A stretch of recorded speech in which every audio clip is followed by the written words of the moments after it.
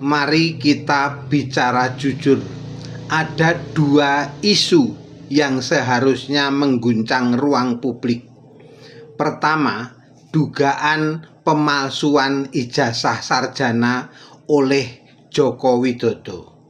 Kedua, ketidakjelasan status pendidikan Gibran Raka Buming Raka.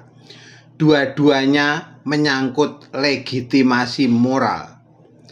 Tapi reaksi dari Presiden saat ini, Prabowo Subianto, hampir tidak ada. Ini yang problematik, karena dalam sistem demokrasi, Presiden bukan hanya pengambil kebijakan, dia adalah penjaga standar etika publik. Ketika isu serius seperti ini diabaikan, ada preseden berbahaya yang sedang dibentuk, bahwa latar belakang pemimpin tidak perlu transparan, bahwa publik tidak perlu tahu segalanya, bahwa kekuasaan bisa berjalan tanpa akuntabilitas penuh. Apakah ini yang kita mau? Atau ini sekadar realitas politik yang pahit, di mana stabilitas kekuasaan lebih penting daripada kebenaran? Kita juga tidak bisa naif. Relasi politik antara Prabowo Subianto dan Joko Widodo bukan hubungan biasa.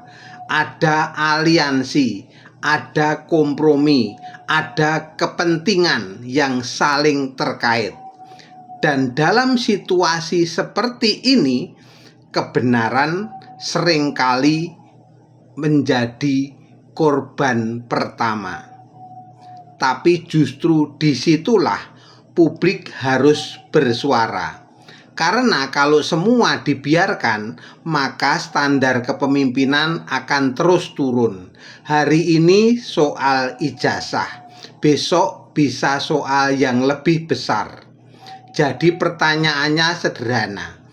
Pantaskah seorang presiden menyepelekan isu yang menyangkut integritas? Atau justru diamnya itu adalah jawaban yang sedang kita coba pahami?